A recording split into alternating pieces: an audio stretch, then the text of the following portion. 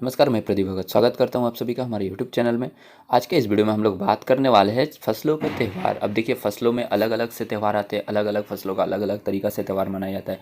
लेकिन हम लोग का देश में ऐसे तो त्यौहार बहुत सारे मनाए जाते हैं, लेकिन फसलों को लेकर सभी जगह मतलब हर एक पूरे भारतवर्ष में त्यौहार मनाए जाते हैं। और ये त्यौहार आपको पता ही होगा कि हर देश में, हर राज्य में अलग अलग तरीके से, अलग अलग नामों से, अलग अलग अंदाज से मनाए जाते हैं। तो इसी के बारे में आज हम लोग जानेंगे।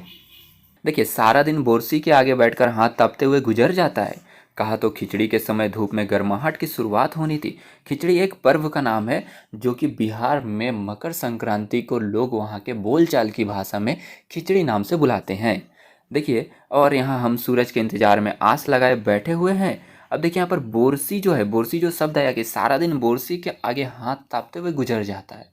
बोरसी का अर्थ ये हो रहा है कि देखिए, बहुत सारे प्रदेश में या ठंड वाले जगह में क्या होता है, वहाँ के लोग एक घर में एक छोटे से आग जलाकर एक कुछ बर्तन में आग जलाते हैं और उसी को लोग वहाँ पे अपने बोलचाल की भाषा में या स्थानीय भाषा में बोरसी कहते हैं। 10 दिन हो गए सूरज लापता है और पूरा 10 दिन हो गया कि सूरज दिखाई नहीं देता। ऐसे ज़्यादातर उत्तरी अंचल में होता है जहाँ पर बहुत ही कड़ाके की ठंड पड़ती है, जैसे कि बिहार, यूपी, दिल्ली, ये सारे प्रदेशों में होते हैं। आज सुबह तो रजाई से निकलने की हिम्मत नहीं हो रही थी। बाहर देखने से तो समय का अंदाज़ा बिल्कुल नहीं हो रहा था, लेकिन घर में हो तो ही चहल पहल अब पता चल रही थी कि रह रह कर कानों में भी चापाकल के चलने की और पानी के गिरने की आवाज़, कभी किसी के हाँक मारने की आवाज़ आ रही थी। चापाकल का मतलब हैंडपंप, आप लोग देखे होंगे, जिसको दबाने से पानी निकलता है, उसे ही चापाकल कहा जाता है।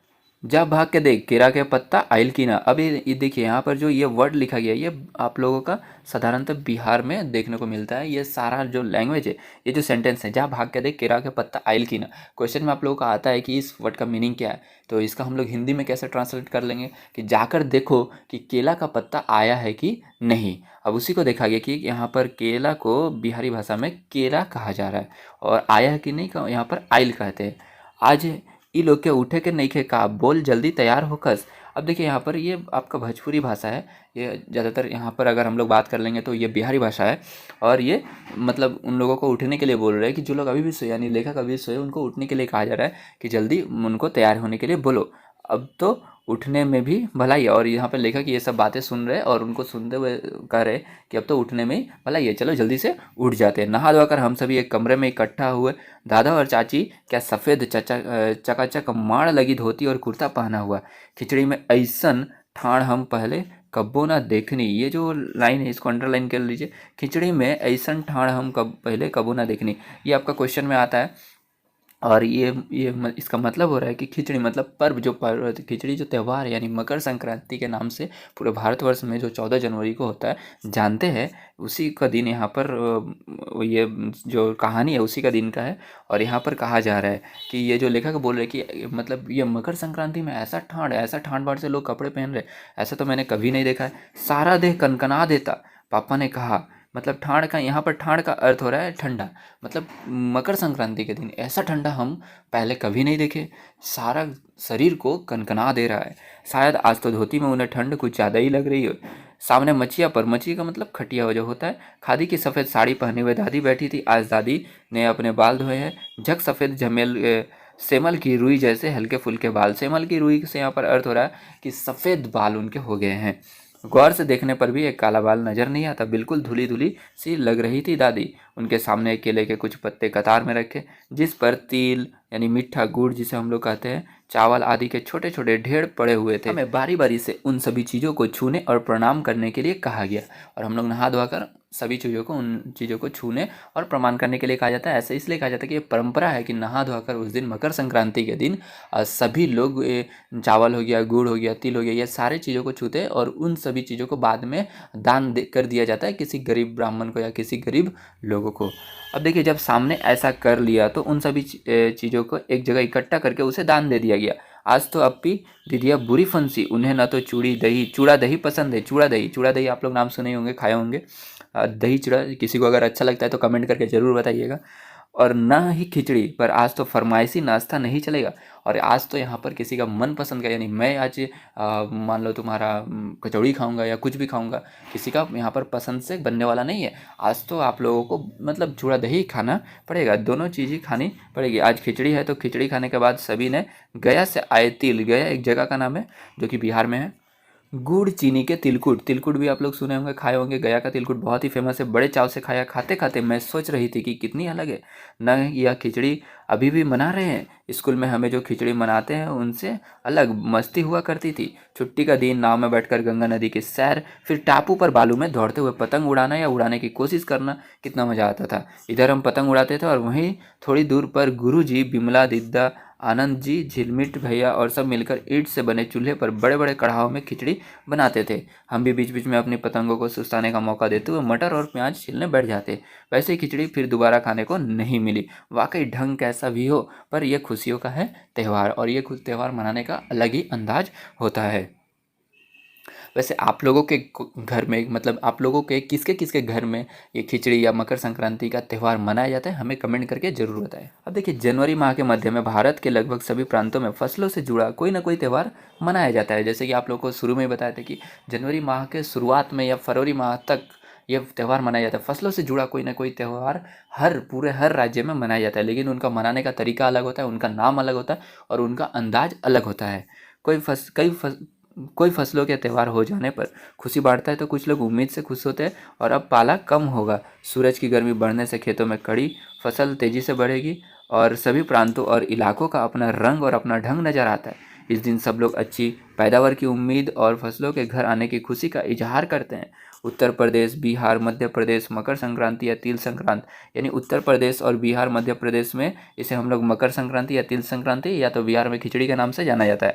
असम में इस त्यौहार को हम लोग बिहू के नाम से मनाते हैं, केरल में ओनम के नाम से, तमिलनाडु में पोंगल के नाम से, पंजाब में लोहड़ी के नाम से और झारखंड में सरहुल, गुजरात में पतंग का पर्व। सभी खेती और फसलों से जुड़े त्यौहार है और ये सभी त्यौहार जनवरी माह के महीने में मनाया जाता है। अब देखिए, झारखंड में सरहुल बड़े जोश खरोश के साथ मनाया जाता है। 4 दिनों तक इसका जश्न चलता है। अलग अलग जनजातियाँ इसे अलग अलग समय में मनाती है। संथाल लोग फरवरी मार्च में, ओराव लोग, अब देखिए संथाल लोग जो झारखंड में तो बहुत सारे आदिवासी जनजाति रहती है, अब उसमें भी अलग अलग हुए जनजाति लोग अपने अलग अलग तरीके से अलग अलग समय में मनाते हैं। अब देखिए, संथाल लोग फरवरी मार्च तक मना लेते हैं और जो ओराव लोग होते हैं वो लोग अब मार्च अप्रैल तक मनाते हैं। आदिवासी आमतौर पर प्रकृति की पूजा करते हैं और वो लोग नेचर का पूजा करते हैं। सरहुल के दिन विशेष रूप से साल के पेड़ की पूजा की जाती है। और आप में से अगर किसी के घर में इस तरह के पूजा पाठ होते हैं, जो लोग नेचर का पूजा करते हैं, जिनके घर में नेचर का पूजा किया जाता है या जिनके घर में प्रकृति का पूजा करते हैं, वो लोग हमें कमेंट करके बता सकते हैं कि सर हमारे घर में नेचर का पूजा किया जाता है। यही समय है कि अब साल पेड़ों में फूल आने लगते हैं और मौसम बहुत ही खुशनुमा हो जाता है। स्त्री पुरुष दोनों ही ढोल मंजीरे मनाया जाता है। जनवरी से मध्य और अप्रैल तक अलग अलग समय तक मनाया जाता है। अब देखिए, इनका यह त्यौहार मनाने का अलग ही अंदाज होता है। देखिए कैसे लेकर रात भर नाचते गाते हैं। चारों ओर फैली हुई छोटी छोटी घाटियाँ, लंबे लंबे साल के वृक्षों का जंगल, वहीं आसपास बसे छोटे छोटे गांव, लिपे पुते करीने से बुहारे और सजाए गए अपने घरों के सामने लोग एक पंक्ति में कमर में बाहें डालकर नृत्य करते। और यह नृत्य आप लोग बहुत सारे इमेजेस में या टीवी में कई शो में देखे होंगे। आप लोग अगर कभी ये नृत्य किए तो हमें कमेंट में बता सकते हैं। अगले दिन वे नृत्य करते हुए अपने घर जाते हैं और फूलों के साथ पौधे लगाते हैं। घर घर से चंदा मांगने की भी प्रथा है, पर चंदे में मालूम है क्या मांगते हैं? मुर्गा, चावल और मिश्री। फिर चलता है खाने पीने और खेलों का दौर। तीसरे दिन जाकर पूजा होती है, जिसके बाद लोग अपने कानों में सरई का फूल पहनते हैं। अब देखिए, इसी दिन से बसंत ऋतु की शुरुआत मानी जाती है। धान की भी पूजा होती है। पूजा किया हुआ आशीर्वादी धान अगली फसल में बोया जाता है। तमिलनाडु का अगर बात कर लेते हैं, मकर संक्रांति या फसलों से जुड़ा त्यौहार पोंगल नाम से हम लोग जानते हैं, जो कि तमिलनाडु में बहुत ही फेमस है।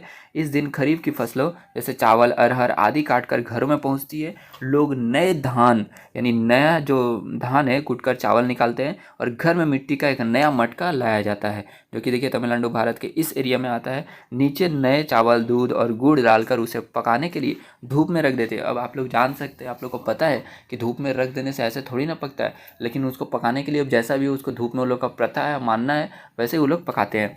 हल्दी शुभ मानी जाती है, इसीलिए साबुत हल्दी को मटके के मुंह के चारों ओर बांध देते हैं। यह मटका दिन में 10:30-12 बजे तक धूप में रखा जाता है। जैसे ही दूध में उफान आता है। और ये देखिए धूप, क्योंकि तमिलनाडु जो एरिया है कोस्टल एरिया है, और वहाँ पे आप लोगों को पता है कि गर्मी बहुत ज़्यादा होती है। हम लोग का अगर हम लोग उत्तर भारत का बात कर लेते हैं तो दक्षिण भारत में ज़्यादा गर्मी पड़ती है, और वहाँ पर ऐसा हो ही सकता है कि मतलब गर्मी से दूध गर्म हो जाता होगा वगैरह, हो सकता है। अगर आप दक्षिण भारत से है, अगर आपके घर में ये त्यौहार मनाया जाता है तो आप हमें कमेंट करके ज़रूर बताएं। और दूध चावल मटके सब बाहर गिरने लगता है तो पोंगल पोंगल पोंगल, खिचड़ी में उफान आ गया के स्वर सुनाई देते हैं। और जैसे ही यह मतलब क्रिया पूरा होता है उसी समय से मतलब आनंद मनाना शुरू कर देते हैं। अब हम बात करते हैं दूसरी ओर, गुजरात में पतंगों के बिना तो मकर संक्रांति का जश्न अधूरा मनाया जाता है। अब देखिए गुजरात यहाँ पर है, आप लोग जानते हैं, और वहाँ पे पतंग उड़ाया जाता है, बहुत ही जश्न मनाया जाता है। आप लोग सुने होंगे पतंग का त्यौहार की ओर से। यदि आसमान की ओर से नज़र उठाए तो शायद हर आकार और हर रूप की पतंग आकाश में लहराती हुई मिले। और गुजरात में बहुत ही बड़े बड़े पतंग, बहुत ही अलग अलग डिजाइन के पतंग आपको देखने को मिल जाएंगे। प्रत्येक गुजराती, चाहे वह किसी भी धर्म जाति या आयु का हो, पतंग उड़ाता है। हजारों लाखों पतंगों से सूर्य भी ढक जाता है।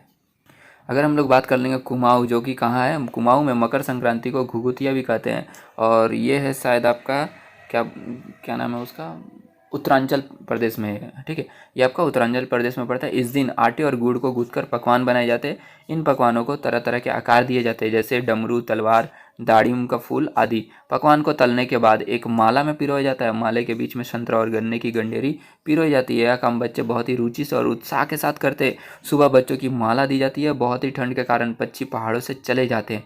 अब देखिए ये जो उत्तरांचल प्रदेश है ये तो पहाड़ी इलाका हो गया आपका। अब यहाँ पर क्या करते हैं, बहुत ही ठंड होने के कारण क्या करते हैं, पक्षी जो जानवर होते हैं वो पहाड़ी इलाका से नीचे चले जाते हैं। अब फिर उनको क्या होता है, उनको बुलाने के लिए बच्चे इस माला से पकवान तोड़ तोड़ कर पक्षियों को खिलाते हैं और गाते हैं। अब देखिए क्या गाना गाते हैं, उसको तो गाकर सुनाने वाला हूँ। अगर मेरी ये गीत आप लोगों को अच्छी लगती है या मेरी गले की आवाज़ अच्छी लगती है तो कमेंट ठोको यार, लाइक ठोको वीडियो को। और हाँ, चैनल को सब्सक्राइब नहीं किया हो तो जल्द से जल्द सब्सक्राइब कर लो। और मैं आप लोगों को टारगेट दे रहा हूँ कि 100 लाइक इस वीडियो में आनी चाहिए। अब देखो क्या गाना गाते, कौआ आओ घुघुत आओ ले कौआ बड़ो, मकई दे जा सान घड़ो, लाकई खा ले पूरी, मकई दे जा सोने की चूड़ी। कौआ आओ घुघुत आओ ले कौआ बड़ो, मकई दे जा सोने का घड़ो, घाले पूड़ी, मकई दे जा सोने की चूड़ी। ये मतलब बच्चे लोग बहुत ही सुर से गाते हैं। ऐसे तो मेरा सुर इतना बदसूरत है कि मुझे आप लोगों से कमेंट करके राय पूछने में भी अब शर्म आ रही है। साथ जिस चीज़ की कामना हो वह मांगते हैं। है न कितने अलग अलग अंदाज मकर संक्रांति को मनाने के। कहीं दूध चावल और गुड़ की खीर बनती है तो कोई 5 प्रकार के नए अनाज की खिचड़ी बनाता है। कहीं कहीं लोगों को सैलाब नदी में स्नान के लिए उमड़ पड़ता है। और हाँ, आप लोगों को बता दें कि गंगा सागर का आप लोग नाम सुने होंगे, जो कि पश्चिम बंगाल के पूर्वी मतलब तटीयवर्ती इलाका में पड़ता है। और वहाँ पे मतलब लाखों की संख्या में श्रद्धालु वहाँ पे जाते हैं स्नान करने के लिए, क्योंकि यह स्नान बहुत ही पवित्र माना जाता है। और ऐसा माना जाता है कि इस दिन गंगा सागर में स्नान करने से आप लोगों को स्वर्ग मिलता है। लोग ठंड से ठिठुरते रहेंगे, बर्फीले पानी में कम से कम एक डुबकी तो जरूर लगाएंगे। हाल यह होता है कि इन जगहों पर तिल रखने की भी जगह नहीं होती, मतलब पैर रखने का भी जगह नहीं होता है। जैसे कि गंगा सागर आप लोग गूगल करके देख सकते हैं। तिल से याद आया कि मकर संक्रांति के दिन पानी में तिल डालकर स्नान करना, तिल दान करना, आग में तिल डालना, तिल के पकवान बनाना विशेष महत्व रखता है।